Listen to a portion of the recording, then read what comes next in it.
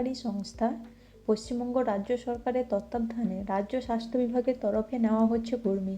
সেক্ষেত্রে রাজ্যের জেলা লেভেলে জেলা স্বাস্থ্য ও পরিবার কল্যাণ সমিতির তরফে কর্মীদের নিযুক্ত করা হবে। পদের নাম রাজ্য স্বাস্থ্য বিভাগের এই কর্মী নিয়োগ করা হবে বিভিন্ন গ্রুপ সি গ্রুপ ডি। কোন পদ?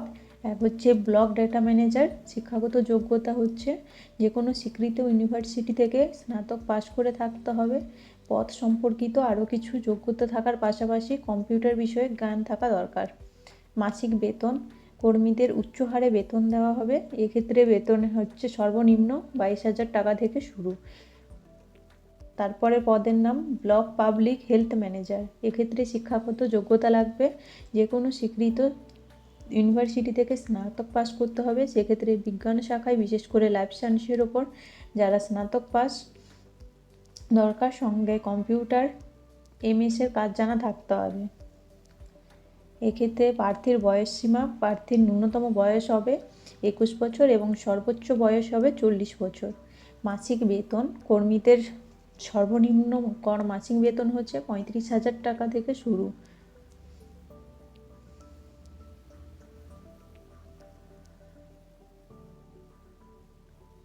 এরপরে আসি পদের নাম মাল্টি রিহ্যাবিলিটেশন ওয়ার্কার। শিক্ষাগত যোগ্যতা সংশ্লিষ্ট ক্ষেত্রে স্নাতক পাস করতে হবে যে কোনো স্বীকৃত ইউনিভার্সিটি থেকে, সঙ্গে পদ সম্পর্কিত বিশেষ কর্ম অভিজ্ঞতা থাকা দরকার। প্রার্থীর বয়সসীমা, আবেদনের ক্ষেত্রে সর্বনিম্ন বয়সসীমা 21 বছর, সর্বোচ্চ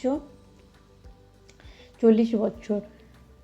মাসিক বেতন, এক্ষেত্রে মাসিক বেতন দেওয়া হবে সর্বনিম্ন 18,000 টাকা। আবেদন পদ্ধতি, আপনারা এই পদগুলির জন্য আবেদন করতে পারবেন মূলত অফলাইনের মাধ্যমে।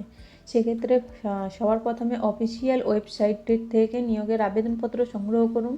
সেটি ডাউনলোড করে নিজের যাবতীয় সকল প্রকার তথ্য দিয়ে ভালো করে পূরণ করে ফেলুন। নিজের নাম, অভিভাবকের নাম, শিক্ষাগত যোগ্যতা, বয়স, জেন্ডার, ঠিকানা, কাস্ট স্ট্যাটাস ইত্যাদি সকল প্রকার তথ্য দেবেন। যাবতীয় কিছু ডকুমেন্ট সঙ্গে পাসপোর্ট সাইজের ফটো, সিগনেচার ইত্যাদি থাকবে ফর্মের সাথে। সবার শেষে এগুলি একটি খামের ভেতর ভরে তার নির্দিষ্ট তারিখের মধ্যে নির্দিষ্ট ঠিকানায় পৌঁছে দিতে হবে। প্রয়োজনীয় ডকুমেন্টস কী কী রাখতে হবে? বয়সের প্রমাণপত্র হিসেবে মাধ্যমিকের অ্যাডমিট কার্ড, স্থায়ী ঠিকানায় প্রমাণপত্র হিসেবে ভোটার কার্ড কিংবা আধার কার্ড, সকল শিক্ষাগত যোগ্যতার ডকুমেন্ট, রঙিন পাসপোর্ট সাইজের ফটো এবং সিগনেচার, বৈধ এবং সক্রিয় মোবাইল নম্বর এবং ইমেল আইডি, কাস্ট সার্টিফিকেট যদি থাকে, কোনো ওয়ার্ক এক্সপিরিয়েন্স সার্টিফিকেট যদি থাকে। কর্মী নিয়োগ প্রক্রিয়া কিভাবে নিয়োগ করা হবে? এক্ষেত্রে কর্মীদের কোনো পরীক্ষা নেওয়া হবে না। আবেদনের পর প্রার্থীদের একাডেমিক মার্কস তথা শিক্ষাগত যোগ্যতার ভিত্তিতে নম্বর দিয়ে শর্ট লিস্টিং করা হবে।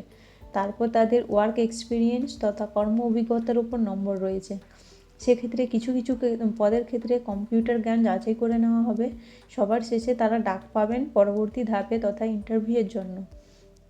সেখানে তাদের সাধারণ প্রশ্নকরণের মধ্য দিয়ে এবং পার্সোনালিটি দেখে সার্বিকভাবে যাচাই করে নেওয়া হবে। যোগ্য প্রার্থী